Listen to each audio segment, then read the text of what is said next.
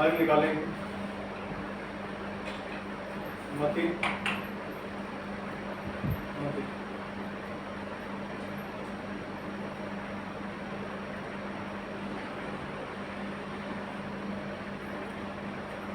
मती 7 अध्याय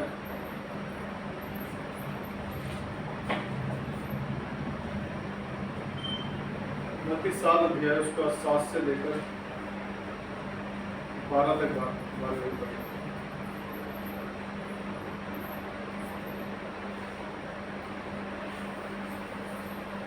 मती 7 अध्याय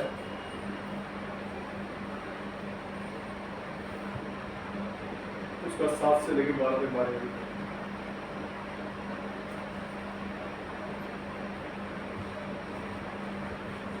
मांगो तो तुम्हें दिया जाएगा, ढूंढो तो तुम पाओगे, खटखटाओ तुम्हारे लिए खोला जाएगा। जो कोई मांगता है उसे मिलता है, जो ढूंढता है पाता है, जो खटखटाता है उसके लिए खोला जाता है। तुम में से ऐसा कौन मनुष्य है कि यदि उसका पुत्र उससे रोटी मांगे तो वो उसे पत्थर दे, या मछली मांगे तो उसे सांप दे? अतः जब तुम बुरे होकर अपने बच्चों को अच्छी वस्तु देना जानते हो तो तुम्हारा स्वर्गीय पिता अपने मांगने वालों को अच्छी वस्तुएं क्यों न देगा। इस कारण जो कुछ तुम चाहते हो कि मनुष्य तुम्हारे साथ करे, तुम भी उनके साथ वैसा ही करो, क्योंकि व्यवस्था भविष्य का शिक्षा देगी। तब प्रार्थना करेंगे। मैं हमारी शक्तियाँ प्रभु राजों के राजू प्रभु प्रभु हम आपके चरणों में झुकते परमेश्वर चरणों में आते हैं परमेश्वर, आपके सम्मुख आते हैं प्रभु, आपसे दया उनकी करते हैं परमेश्वर, अपने वचनों के लिए परमेश्वर बुद्धि ज्ञान की समझ दे परमेश्वर, सुनने के लिए बुद्धि खोले परमेश्वर, समझाने के लिए परमेश्वर बुद्धि दे परमेश्वर। आप परमेश्वर अपने वचनों के द्वारा हमसे बातें करें, सहायता करें परमेश्वर, कि जो आप हमसे बातें करना चाहते हैं परमेश्वर वो बातें हम समझ सकें, सहायता करें, दया करें हमें करें। छोटी सी विनती प्रार्थना मांगते पुरुष के नाम में दया सुना करें।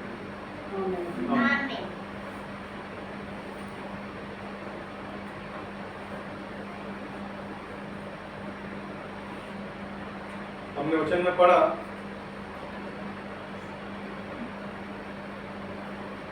कि मांगो तो तुम्हें दिया जाएगा, ढूंढो तो तुम पाओगे, खटखटाओ तो तुम्हारे लिए खोला जाएगा। क्योंकि जो कोई मांगता है उसे मिलता है, और जो ढूंढता है वो पाता है, और जो खटखटाता है उसके लिए खोला जाएगा।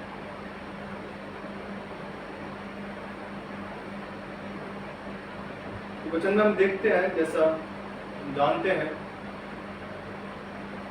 कि हमारा परमेश्वर उस सृष्टि का रचयिता है, जिसने हमें हर एक को भली वस्तु दी जो हमारे लिए जरूरी है। हम देखते हैं, उत्पत्ति में देखते हैं, हम सब जानते हैं, जैसा हमने पढ़ा है कि परमेश्वर ने आदम और हव्वा को अदन की वाटिका दी और उसमें हर एक चीज जो जरूरी थी वो उन्हें दी।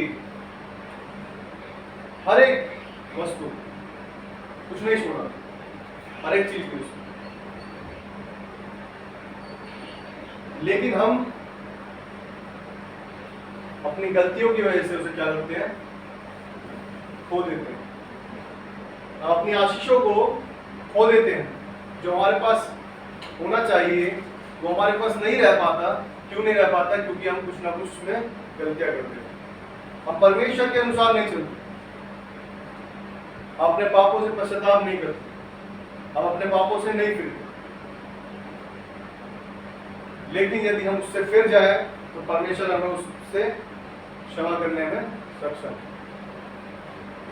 हम देखते हैं हवा के द्वारा जैसे पाप की शुरुआत हुई और आदम ने भी उसमें उस फल में से लेकर खाया, और क्या हुआ? परमेश्वर की दृष्टि में पाप किया, क्योंकि परमेश्वर ने उस काम को करने के लिए मना किया। और वचन यहाँ बताता है कि मांगो तो तुम्हें दिया जाएगा, और ढूंढो तो तुम पाओगे, खटखटाओ तुम्हारे लिए खोला जाएगा। और नीचे कहता है, हमने पढ़ा भी कि तुम में से ऐसा कौन है जो रोटी मांगे उसे पत्थर दे। या मछली मांगे तो सांप। कह रहा है यदि तुम तो संसारिक होते हुए भी यदि अच्छी वस्तुएं देना जानते हो तो तुम्हारा स्वर्गीय पिता तुम्हें क्या कुछ नहीं दे सकता? क्या कुछ नहीं दे सकता परमेश्वर। लेकिन हमारी दृष्टि क्या लगी होती है? संसारिक रूप से। हम क्यों गलतियां कर देते हैं? क्योंकि हमें संसार की वस्तुएं अधिक अपनी ओर आकर्षित करती हैं। हमें परमेश्वर की ओर जाना बहुत डिफिकल्ट लगता है, क्योंकि हमें उसके अंदर कुछ सैक्रिफाइसेस करने होते हैं, बलिदान करने होते हैं। हमें अपनी उस लाइफ को जिसमें हम बहुत ही हद से ज्यादा संसार में डूबे थे, उन्हें छोड़ना होता है। पर वो क्या सैक्रिफाइस कहलाएगा? क्योंकि वो तो चीज खराब है, चीज हमने छोड़ी है। हमें उन्हें छोड़ना होगा, त्यागना होता है। सैक्रिफाइस तो अब्राहम का हम कहेंगे, जो इसहाक को लेकर चल दिया बलिदान करने के लिए परमेश्वर के एक बात कहने पर कि जाओ उसे जाकर बलिदान करो। मांगो तो तुम्हें दिया जाएगा, वो मांगे जा रहा है। 100 वर्ष में उसे बच्चा मिला और उसे भी परमेश्वर ने क्या कहा? बलिदान कर, उसका बलि चढ़ा, और वो उसे भी लेकर चलती है। क्या हमारा विश्वास ऐसा है? जब हम अपनी उन वस्तुओं को नहीं छोड़ सकते जो हमें हमारे शरीर को नुकसान करती है। बहुत से लोग शराब, दारू, गुटखा, बीड़ी, सिगरेट, खराब चीजों में, खराब तरीके से रहना, ड्रग्स, मतलब इतने सारे नशों में जकड़े हुए हैं, उनको छोड़ना नहीं चाहते। उन तक को छोड़ना नहीं चाहते जो उनके शरीरों को खराब कर रहे हैं। बहुत से लोग परमेश्वर के होते हुए भी परमेश्वर के नहीं, चर्च में जाते हैं लेकिन परमेश्वर के नहीं, क्योंकि शैतान ने उन्हें झगड़ा हुआ है। और हमारा परमेश्वर नहीं कहता कि तुम शराब पियो, गुटखा खाओ या कुछ भी ऐसी चीज करो, क्योंकि वचन बताता है हम परमेश्वर के मंदिर हैं। यदि कोई इसे नाश करेगा तो परमेश्वर उसे नाश करेगा।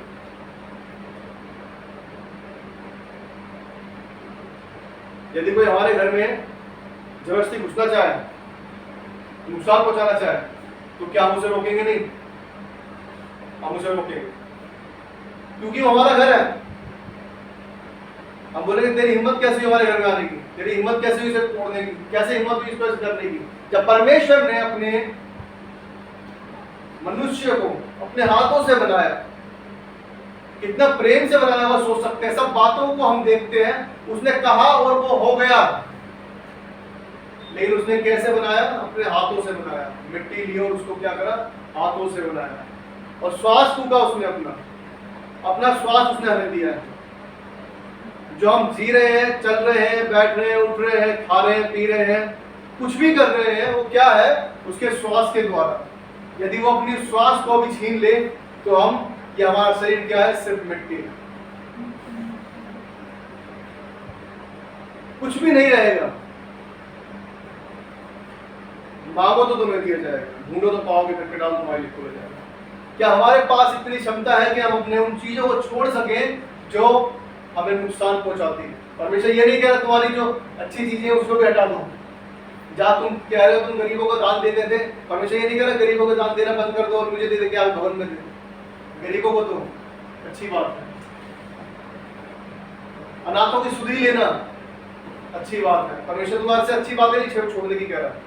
वो तुम्हें कह रहा है कि तुम क्लबों में जाते थे, 10-10 हजारों को जाके खर्च करते थे, लेकिन उन 10,000 को गरीबों में बांटो। किसी उसको दो जिसको जरूरत है। जाके शराब में पीना और पी के नाचना और कूदना और उसके बाद नशे में लेट जाना, ऐसे ऐसे नशेड़ी देखते हैं लोगों को, लोग देखते हैं नशेड़ियों को जिनको कुछ सुध बुद्धि नहीं होती, रोड पे पड़े होते हैं। किससे पड़े होते हैं? रोड पे पड़े होते हैं। उन्हें ये नहीं पता कि वो रोड पे पड़े हैं, नाली में पड़े हैं, या कुत्ता उसके ऊपर क्या साथ में बैठा है, क्या कर रहा है, कोई लेना देना नहीं है। क्यों? क्योंकि परमेश्वर उनके अंदर नहीं। उन्होंने अपनी आत्मा को क्या कर दिया है? बुझा दिया है। उन्हें पता ही नहीं कि हम अच्छा कर रहे हैं या बुरा कर रहे हैं। क्या हमारे इस पीने से हमारे परिवार का भला हो रहा है या कुछ अच्छा हो रहा है? हम जानते हैं मुझे ये तो पता है कि ये बुरा है, लेकिन क्या है, उसने ये चीज छोड़ दी है कि मेरा शरीर मेरे परमेश्वर का दिया हुआ है, मेरे शरीर से परमेश्वर की महिमा होना चाहिए। मांगो तो तुम्हें दिया जाएगा। हम परमेश्वर से मांगते ही नहीं, हम मांगते नहीं कि परमेश्वर मुझे शक्ति दे इस चीज को छोड़ने की। एक समय था मेरे मुंह से भी गाली निकलती थी, लेकिन परमेश्वर से मैंने प्रार्थना कर करके, परमेश्वर मुझे क्षमा कर कि मुझसे आगे ना निकले, परमेश्वर मुझे क्षमा कर मुझसे आगे मुझसे ना निकले। लेकिन परमेश्वर ने छुड़ा दी, क्योंकि मांगते नहीं। यदि हम मांगने लगे, कभी मुझे हर एक छोटी छोटी बातों पे ऐसा होता था कि मारने के लिए तैयार हो जाता था, लेकिन परमेश्वर ने फिर भी इतना शांत कर दिया कि बिल्कुल जब कोई अगर कुछ कहता भी है तो उसमें शांत रहना सिखाया परमेश्वर, कि परमेश्वर हमारा न्याय करने वाला, कोई बात नहीं, छोड़ दो उसके आगे। यदि हमारा नुकसान भी होता है, मेरा नुकसान भी होता है, तो भी हम क्या करते हैं, कोई बात नहीं, इसको रहने दो, कोई नहीं, परमेश्वर इसका न्याय करे, परमेश्वर इसे संभाल ले, परमेश्वर इसे सुधारे। क्यों करते हैं ऐसा? क्योंकि हम मांगते हैं। क्योंकि हम क्यों करते हैं? मांगते हैं कि परमेश्वर मुझे इससे सहने की शक्ति दे, परमेश्वर मुझे हर एक बात में स्थिर रहना सिखा, चाहे मैं कमी में हूं, घटी में हूं, लेकिन मुझे कैसे सिखा? स्थिर रहना सिखा। देखते हैं, दानियल निकालेंगे, दानियल फर्स्ट चैप्टर,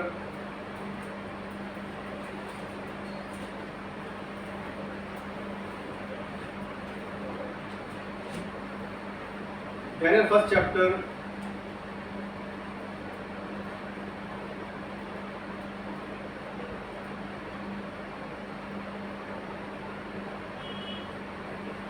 इसमें फर्स्ट सेकंड वर्स इस तरह लिखा है कि यहूदा के राजा यहोयाकीम के राज्य के तीसरे वर्ष में बेबीलोन के राजा नबूकदनेस्सर ने यरूशलेम पर चढ़ाई करके उसको घेर लिया। तो परमेश्वर ने यहूदा के राजा यहोयाकीम को परमेश्वर के भवन के कई पात्रों सहित उसके हाथ में कर दिया, और उसने उन पात्रों को शिनार देश में अपने देवता के मंदिर में ले जाकर अपने देवता के भंडार में रख दिया। उसके बाद तीसरे और चौथे पद को भी पढ़ते हैं साथ में। तब उस राजा ने अपने खोजों के अस्पनज को आज्ञा दी, इस्राएली राजपुत्रों और प्रतिष्ठित पुरुषों में से ऐसे कई जवानों को ला जो निर्दोष, सुंदर, सब प्रकार की बुद्धि और प्रवीण और ज्ञान में निपुण और विद्वान और राज मंदिर में हाजिर रहने के योग्य हो, और उन्हें कसदियों के साथ भाषा की शिक्षा दे। हम ये देखते हैं इधर पहले दूसरे वर्ष में जो लिखा है, तब परमेश्वर ने यहूदा के राजा यहोयाकीम को परमेश्वर के भवन के कई पात्रों सहित उसके हाथ में कर दिया। परमेश्वर ने कर दिया। हम देखते हैं यदि हम पर कोई परेशानी आती है, कोई दिक्कत आती है, तो हम ये ना सोचें कि परमेश्वर मैं ही क्यों, पर हम ये सोचें कि परमेश्वर तूने मुझे चुना, इस चीज के लिए भी धन्यवाद कि तूने मुझे इस योग्य समझा कि मैं इस परिस्थिति में से भी बाहर निकल आऊंगा, इस परिस्थिति में भी मैं क्या हूं, निखर कर आऊंगा। परमेश्वर ने उसके हाथों में कर दिया, बेबीलोन के राजा नबूकदनेस्सर। कितनी आराम से नॉर्मली पढ़ते हैं, कोई बात नहीं, हम पढ़ के निकल जाएंगे आगे, लेकिन यदि हम देखते हैं इसको कि परमेश्वर ने उसके हाथों में कर दिया, कितनी अद्भुत बात है। और वो क्या कहता है आगे,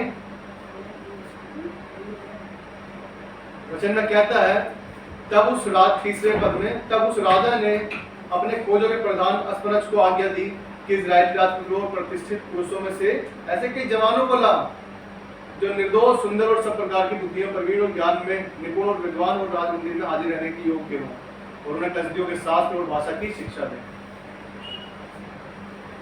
ऐसे क्या ढूंढ रहे हैं वो? ऐसे बंदे चाहिए उन्हें, ऐसे लोग चाहिए जो क्या है, राज मंदिर में रहने के योग्य हो। हमेशा याद रखें कि हम ऊंचे स्थानों में अच्छी क्वालिटी के लोग चाहिए। लेकिन हम उस वचन को इससे वो ना करें।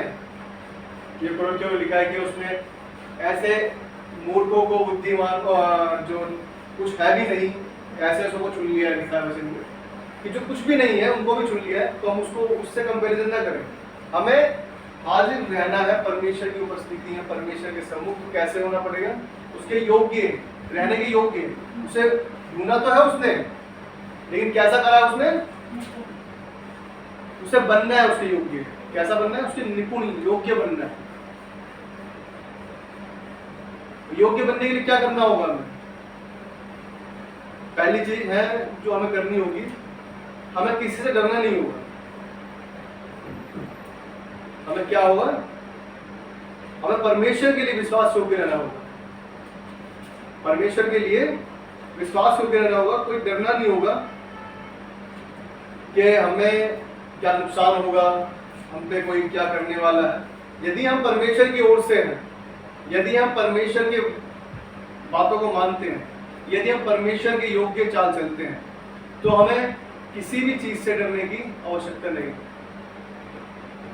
मांगो तो तुम्हें दिया जाएगा। हम मांगते नहीं हैं, ढूंढते नहीं हैं, खटखटाते नहीं।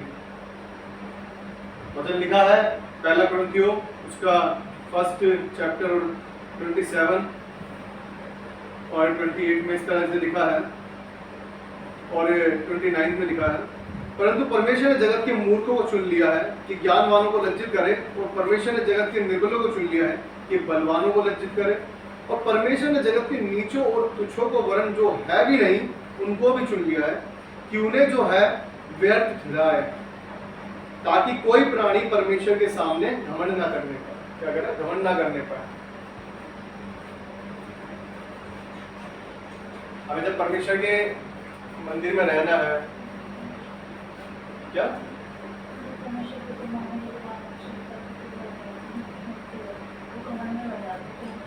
यदि वो बुद्धिमानों को भी चुनता है, तो उसे क्या करता है? वो दीन और नम्र करता है।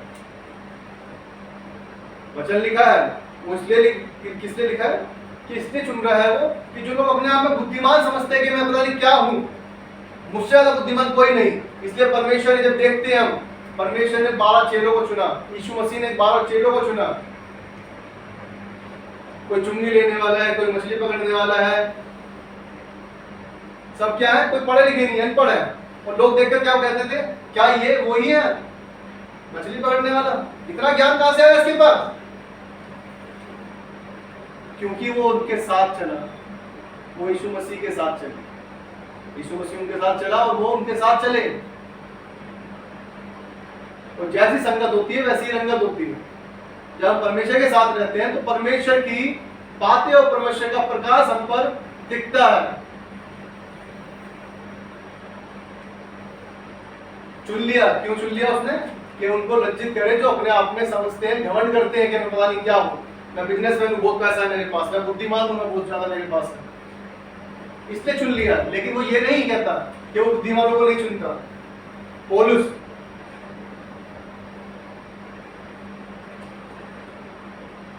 जो इतना पढ़ा लिखा होने के बावजूद भी परमेश्वर की उसने क्या की? सेवा की, क्योंकि परमेश्वर ने उसे चुन लिया। जब परमेश्वर ने चुना तो क्या हुआ?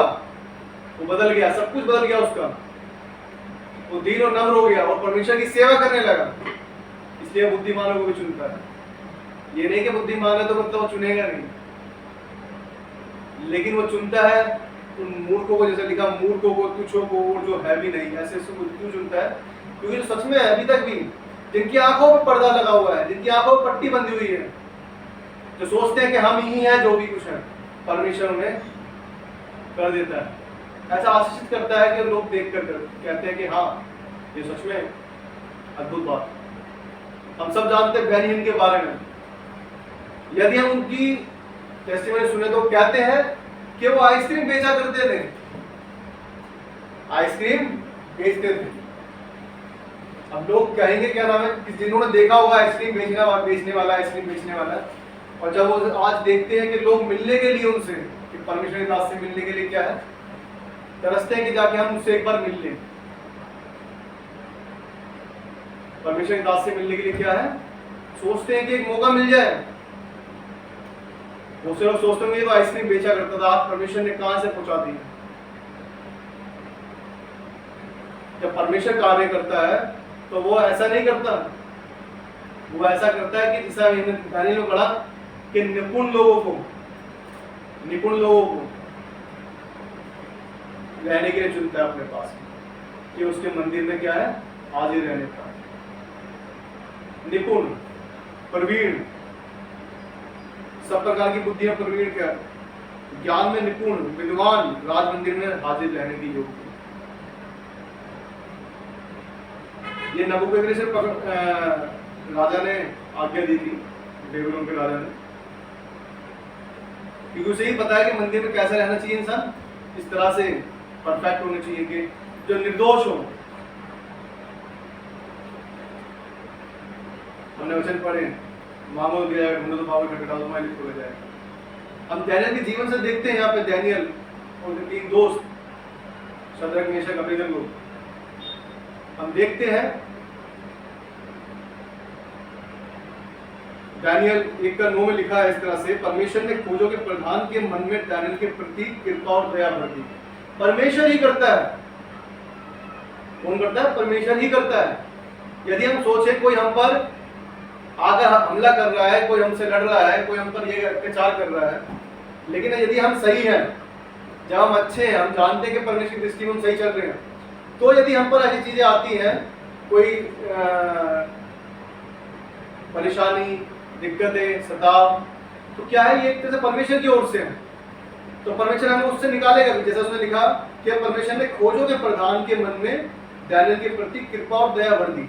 तो परमेश्वर उन सबको क्या कर देगा? दूर कर देगा उन चीजों को।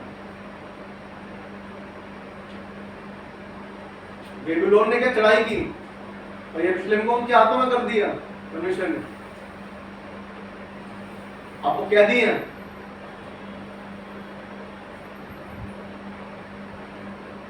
वो क्यों उसने कृपा और दया भर दी? वचन में लिखा है, हमने पहले जब देखते हैं, इसे पढ़ते हैं, तो दानियेल ने कहा कि जो तू खाना खिलाना चाहता है, राजा ने जो आज्ञा दी है, हम नहीं खाना चाहते, हम इसे खा के अब पवित्र नहीं होना चाहते, हमें तो सिर्फ साग पात और सिर्फ पानी पिला। लेकिन खोजों का प्रधान क्या था? वो कहता है कि ऐसा ना हो गलती से उनके चेहरे ज्यादा चमकदार हो, चमकीले हो, चिकने हो, लेकिन तुम्हारे चेहरे कैसे हो? उतरे हुए हो। तो राजा क्या करता है? मेरा सिर काट देगा। मेरा सिर ये ना हो कि उसके आगे चला जाए, राजा के आगे।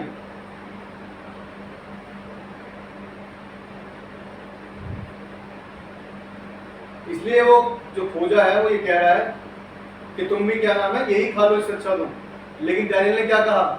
यदि 10 दिन तू हमें खिलाए और 10 दिन उनको तू राजा का खाना खिला, यदि हमारे मन, हमारे मुंह उतरे हुए मिले, तो तू जो राजा खिला रहा है वही हमें खिला रहा। लेकिन 10 दिन के बाद क्या हुआ? उनके चेहरे उनसे ज्यादा चिकने थे। लिखा है 10 दिन के बाद उनके मुंह राजा के भोजन के खाने वाले सब जवानों से अधिक अच्छे और चिकने दिखाई पड़े। 1:15 में लिखा है, उनसे ज्यादा निकले। मांगा ही नहीं हमने मांगना ही नहीं है। हम तो मीट खाएंगे, मच्छी खाएंगे, ये खाएंगे, हरा भरा, बहुत सारे लोग क्या है ऐसा ना सोचते हैं। बहुत बार मन में क्या सोचते हैं कि हमारे पास ये चीजें होंगी, जब भी हम क्या हो सकते हैं, हंस-फूस हो सकते हैं, तंदुरुस्त हो सकते हैं, हम हेल्दी दिखेंगे। ये वचन बता रहा है, साग पात और पानी।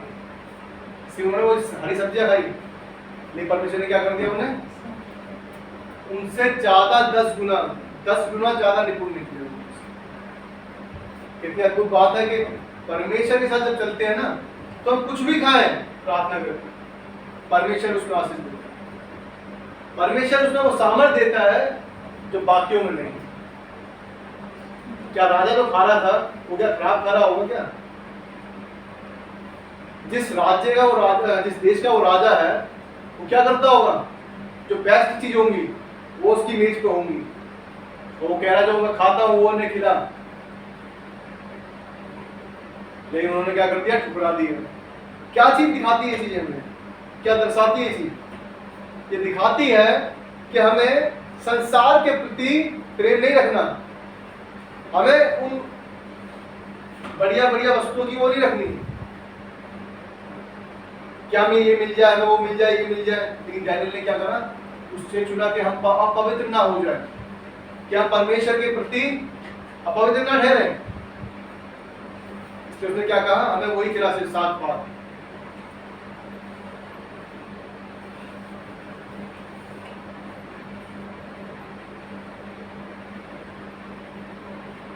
हम देखते हैं एक वचन में और डैनियल के 3 अध्याय में, डैनियल 3 अध्याय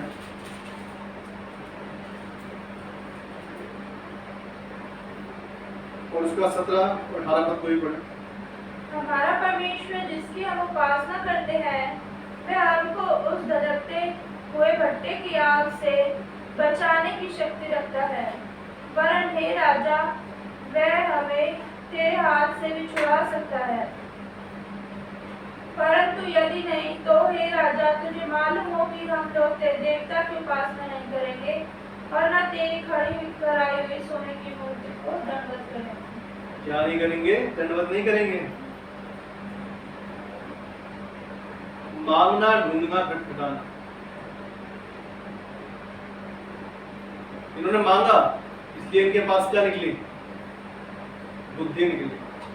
ये प्रवीण थे, निपुण थे, मांगा इन्होंने।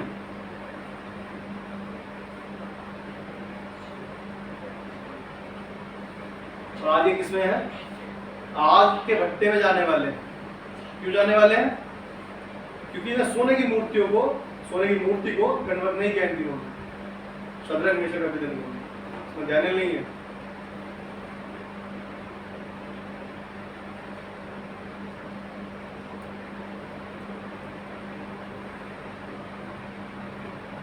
हम देखते हैं डैनियल के 1:17 में लिखा है, परमेश्वर ने उन चारों जवानों को सब शास्त्रों और सब प्रकार की विद्याओं में बुद्धिमानी और प्रवीणता दी, और डैनियल सब प्रकार के दर्शन और स्वप्न के अर्थ का ज्ञानी हो गया।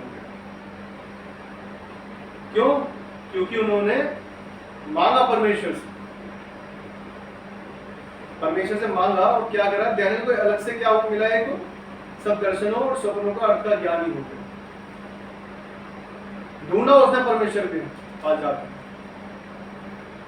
उनके लिए सब बातें बाद में है, लेकिन क्या है पहले? परमेश्वर। ये चीज बता देती है, वचन बता देता है, इस बात का सबूत है कि वो कहते हैं कि हम अपवित्र नहीं होना चाहते हैं उसके खाने पर। ये बताता है कि हमें परमेश्वर के लिए अलग रहना है, हमें परमेश्वर के लिए अलग रहना है, उसके साथ में नहीं मिलना।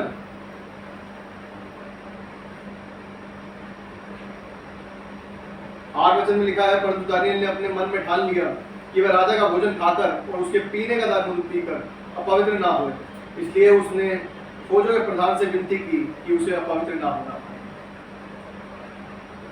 ठान लिया उसने, ठानने की जरूरत है।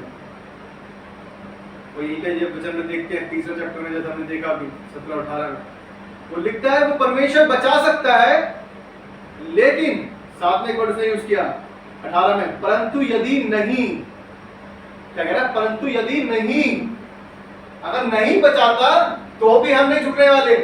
उसे पता है यदि हम आज झुक जाते हैं तो हम परमेश्वर की दृष्टि में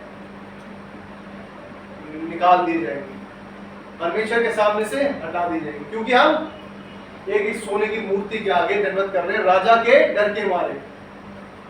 जो जीवन देने वाला है वो जीवन दे सकता है। वो कह रहा है अगर बचाएगा तो भी ठीक, और यदि नहीं तो भी हम नहीं झुकेंगे, क्योंकि परमेश्वर हमें उस आग से भी बचा सकता है। और हम देखते हैं इसी में ही 25 में लिखा है, फिर उसने कहा, अब मैं देखता हूं कि 4 पुरुष आग के बीच खुले हुए टहल रहे हैं और उनको कुछ भी हानि नहीं पहुंची, और चौथे पुरुष का स्वरूप ईश्वर के रूप के सदृश। प्रभु यीशु को परमेश्वर ने हमारे लिए भेज दिया कि वो हमारे पापों के लिए मारा जाए, गाड़ा जाए और तीसरे दिन जी उठे। परमेश्वर ने बचाया। कह रहा है उसका चौथे पुरुष का स्वरूप कैसा है? ईश्वर के पुत्र के सदृश है।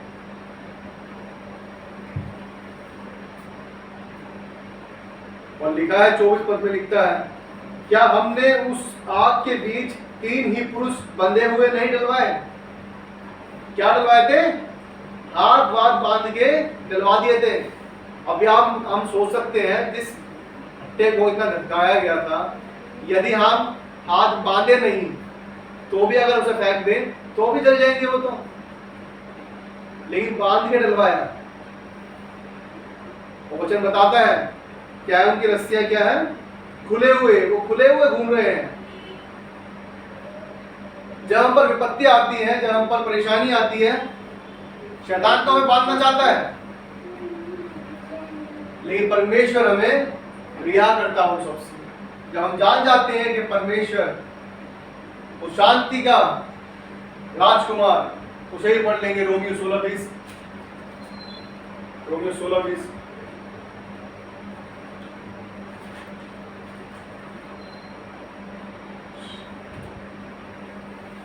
रोमियो 16:20 इस तरह लिखता है, शांति का परमेश्वर शैतान को तुम्हारे पांव से शीघ्र को चलो। हमारे प्रभु यीशु मसीह का अनुग्रह तुम पर होता है, अनुग्रह होता है। शांति का परमेश्वर शैतान को तुम्हारे पांव से शीघ्र कुचलवा देगा। शांति का परमेश्वर, उन्होंने शांति रखी। उन्हें पता है यदि मैं बच गए, परमेश्वर बचाता, अच्छी बात है, और नहीं बचाता तो भी परमेश्वर क्या है, हमें उस स्वर्ग के राज्य में स्थान देगा। और उन्होंने क्या करा? डाल दो भट्टे में। और हम देखते हैं वो 3 नहीं 4 दिखने लगे, और जिनके हाथ बंधे हुए थे वो खुले दिखे। क्यों दिखे? क्योंकि परमेश्वर ने उन्हें रिहा किया। जब हमारे पास सच्ची शांति होती है तो चाहे शैतान हमें कितना ही परेशान करना चाहे, किसी तरह से ही परेशान करना चाहे, हमें क्या होती है? आजादी होती है हमारे मन में कि परमेश्वर ने हमें शांति दी। परमेश्वर की शांति हमें क्या करती है? उन सबसे बाहर निकालती है, हमें रिहा करती है, हमें रिहा करती है। क्यों रिहा करती है? क्यों रिहा करती है? क्योंकि परमेश्वर की शांति जो है हमें बड़े बड़े कार्य करने की सामर्थ्य देती है। क्योंकि जब हम बड़ा काम करने जा रहे होते हैं तो बहुत सी परेशानी हमारे बीच में आती है, बहुत सी परेशानियां, बहुत सी रुकावटें हमें क्या करती हैं? रोकती है। क्यों रोकती हैं? कि हम उस कार्य को ना करें जिसे परमेश्वर ने हमें दिया। हम देखते हैं वचन में इस तरह से लिखा है, दानियल 3 अध्याय में उसके 28 पद में इस तरह से नबूकदनेस्सर कहता है, नबूकदनेस्सर कहने लगा, धन्य है शद्रक, मेशक और अबेदनगो का परमेश्वर, जिसने अपना दूध बेचकर अपने इन दासों को इसलिए बचाया क्योंकि इन्होंने राजा की आज्ञा ना मानकर तुझी पर भरोसा रखा, और ये सोचकर अपना शरीर भी अर्पण किया कि हम अपने परमेश्वर को छोड़ किसी देवता की उपासना या धन्यवाद ना करें। ढूंढेंगे तो पाएंगे। हम परमेश्वर ढूंढते ही नहीं। उन्होंने ढूंढा, सच्ची तरह से ढूंढा, सच्ची तरह से ढूंढा उन्होंने, और उन्होंने पाया। किसको पाया? उस पुत्र को जो कैसा रूप था उसका? परमेश्वर के पुत्र के रूप में। कितना अद्भुत वो परमेश्वर है। उसने अपने पुत्र को भेज दिया, जा बचा। कितनी अद्भुत बात है, और कितनी महिमा हुई परमेश्वर की। क्या आज्ञा दी राजा ने? आज्ञा दी कि ये सोचकर अपना शरीर भी अर्पण किया कि हम अपने परमेश्वर को छोड़ किसी देवता की उपासना या धन्यवाद ना करेंगे। इसलिए क्या आज्ञा दी उसने? कि परमेश्वर, उस परमेश्वर यहोवा की उपासना करेंगे सब, क्योंकि उनके जैसा परमेश्वर कोई नहीं, उनके जैसा सच्चा परमेश्वर कोई नहीं। और साथ में एक आज्ञा और निकली 29 पद में लिखा है, इसलिए अब मैं ये आज्ञा देता हूँ कि देश देश और जाति जाति के लोगों और भिन्न भिन्न भाषा बोलने वालों में से जो कोई शद्रक मेशक और अबेदनगो के परमेश्वर की कुछ निंदा करेगा वह टुकड़े टुकड़े किया जाएगा और उसका घर भूरा बनाया जाएगा, क्योंकि ऐसा कोई और देवता नहीं जो इस रीति से बचा सके। क्या है? कोई भी ऐसा देवता नहीं जो इस रीति से बचा सके। कितनी अद्भुत बात है कि परमेश्वर जब हमारे साथ होता है तो दुनिया की सारी ताकतें अलग एक तरफ होगी और परमेश्वर एक तरफ, और जिसके साथ परमेश्वर जो संसार का इस सृष्टि का बनाने वाला है तो कैसा हो। और साथ में एक बात और लिखी है, जब हम डरते नहीं किसी से तो वचन बताता है तब राजा ने बेबीलोन के प्रांत में शद्रक मेशक अबेदनगो का पद और ऊंचा किया। क्या है? पद ऊंचा किया। जहां पर हम थे उससे क्या कर दिया? ऊंचा कर दिया। अब हम ऊंचा कर दिए और हम देखते हैं आगे पदों में पढ़ते हैं, चैप्टरों में पढ़ते हैं दानियेल के। तो जो राजा को दर्शन जो स्वप्न में दिखे उनका अर्थ दानियेल ने बताया। किसने बताया? दानियेल ने बताया। और ऐसा स्वप्न नहीं बताया जो राजा ने बताया ही नहीं कि मैंने क्या देखा है, उसको भी क्या है दानियेल ने परमेश्वर से पूछकर बताया। मांगना, ढूंढना और खटखटाना। जब परेशानी आती है तो हमें दुनिया के द्वार नहीं खटखटाने, किसके खटखटाना है? परमेश्वर। वो हमें ज्ञान भी दे सकता है, धन भी दे सकता है और सम्मति भी दे सकता है। हम बहुत बार सोचते हैं कि कोई बंदा मिल जाए हमें, उससे हम सम्मति करेंगे, पूछे मतलब कि किस तरह क्या करना है। लेकिन परमेश्वर, जब परमेश्वर के साथ बैठते हैं वो हमारी सम्मति। छठे चैप्टर में हम देखते हैं दानियेल को किस तरह से सिंहों की मान में डाल दिया गया। किसने करा?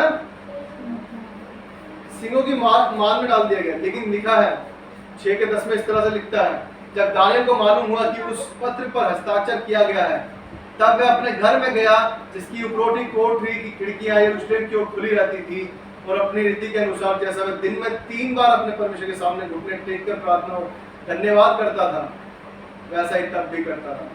उसके सामने परेशानी, तकलीफ सब कुछ क्या है? अलग है। लेकिन परमेश्वर क्या है? पहले है। जैसा वो करता था वैसा ही वो करता रहा। उसको पता है मैं सिंह की मान में डाल दिए जाने वाला हूँ, लेकिन फिर भी वो क्या है? झुका नहीं। वो झुका नहीं। उसने कहा कि परमेश्वर मुझे बचाएगा। उसने किसका द्वार खटखटाया? वचन बताता है वो प्रार्थना और धन्यवाद उसने किया जिस तरह से वो 3 बार किया करता था।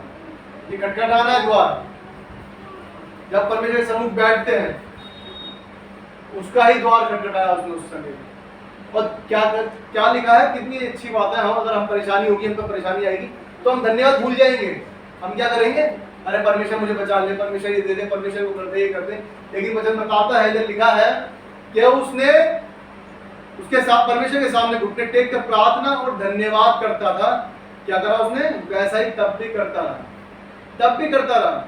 उसने प्रार्थना अपनी जगह रखी और धन्यवाद अपनी जगह रखा। उसने ये नहीं कहा कैसे उस दिन भूल गया वो जल्दबाजी में, अरे परमेश्वर मैं तो सिंह की मान में डाल दिया जाने वाला हूं, अरे परमेश्वर मुझे बचा ले, परमेश्वर मैं कैसे करूं, परमेश्वर मैं राजा से कैसे बचूं। उसने ये नहीं कहा। उसने प्रार्थना की। जरूर प्रार्थना की होगी कि परमेश्वर यदि मुझ पर ये परेशानी आई है उससे मेरा निकास भी तू करेगा। लेकिन साथ में उसने क्या करा? धन्यवाद भी करा। हम देखते हैं दोबारा आएंगे ये दानियेल, जैसे हमने देखा दानियेल की पूरी पुस्तक में हम दानियेल और उसके जो मित्रों का वो देखते हैं व्यवहार, किस तरह से परमेश्वर ने उनके साथ में कार्य किया। शद्रक, मेशक, अबेदनगो और दानियेल कितने, यदि हम पर ऐसी परेशानी आ जाए तो हम परेशान हो जाएंगे, लेकिन उनके जीवनों में वो कार्य था जो हमने देखा मत्ती 7 के 7 में कि मांगो तो तुम्हें दिया जाएगा, ढूंढो तो पाओगे, खटखटाओ तुम्हारे लिए खोला जाएगा। बाइबल बताती है उसके 8 पद में कितना अच्छा लिखा है, क्योंकि जो कोई मांगता है उसे मिलता है और जो ढूंढता है वो पाता है और जो खटखटाता है उसके लिए खोला जाएगा। यदि हम करेंगे ही नहीं कोई भी कार्य, प्रार्थना करी नहीं और मिल जाए तो पॉसिबल है क्या? शायद मिल भी जाए, क्योंकि परमेश्वर तो अनुग्रहकारी परमेश्वर है। लेकिन प्रार्थना करेंगे तो परमेश्वर कितना अच्छा लगेगा। यदि हमारा संसारिक पिता है, यदि हम परमेश्वर से ना मांगे,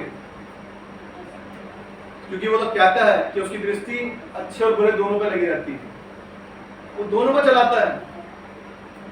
अगर हम अच्छा चल रहे हैं तो वो हमें देता है, हर चीज समय पर मुहैया कराता है। लेकिन यदि हमारी प्रार्थना विनती बनी रहती है, धन्यवाद बनाता रहता है, तो परमेश्वर क्या है, हमसे खुश होता है, जैसे हमारा सांसारिक पिता खुश होता है। यदि हम अपने पिता से मांगे, पापा मुझे ये दे दो, पापा मुझे ये दे दो, तो क्या है, पापा को अच्छा लगता है कि मुझसे मांगो। मेरी बेटी मुझसे मांगती है तो अच्छा लगता है। यदि मेरे पास नहीं भी होता देने के लिए, तो मुझे उसके लिए क्या लगा रहता है कि मुझे किस तरह देना है, किस तरह से मुझे देना है उसे। तो हमें ये लगता है कि किस तरह से हम अपने बच्चों को अच्छे से अच्छा दे सकें। तो क्या हमारा परमेश्वर हमें नहीं देगा? यदि हम परमेश्वर से मांगते हैं, वो अगर हमें इंस्टेंट नहीं मिलता, साथ के साथ नहीं मिलता, तो इसका मतलब है कि वो हमें सही समय पर वो चीज देने वाला है, उससे बढ़कर देने वाला है। वचन बताता है, हमने देखा जैसे वो कहता है कि जैसे संसारिक पिता तुम्हें अच्छी वस्तु देना जानते हैं, तुम्हारा स्वर्गीय पिता क्यों कुछ न देगा। तो परमेश्वर का धन्यवाद हो कि परमेश्वर हमें हर एक चीज देता है। हमें दानियल और उसके दोस्त शद्रक मेशक अबेदनगो, उनके द्वारा ये समझना चाहिए, सीखना चाहिए कि परमेश्वर हर एक बात के लिए, हर एक कार्य करने के लिए हमारे साथ, लेकिन हमें मांगना, ढूंढना और खटखटाना, ये तीनों किस तरह से करना है, हम उनके जीवनों से देखते हैं। हमें सीखना चाहिए उनके जीवनों से कि हम अच्छी तरह से वो कार्य करें। उन्होंने मांगा वो मांगा जो परमेश्वर चाहता है। उन्होंने राजा की आज्ञा के अनुसार उत्तर नहीं खाया कि हम अपने लालच के, वो क्या दिखाती है इसमें कि बहुत सी चीज हमें क्या करती है, खराब करती है, लेकिन हम उसको क्या करते हैं, एक्सेप्ट करते हैं, जबकि हमें नहीं करना चाहिए। तो परमेश्वर का धन्यवाद हो कि जो वचन पढ़ा गया है हमारे जीवनों में आशीष दे, आशीष का कारण हो, और जो देखते हैं उनको ही परमेश्वर बहुत आशीष दे। परमेश्वर का वचन पढ़े जाने और सुने जाने पर बहुत आशीष हो। आमीन।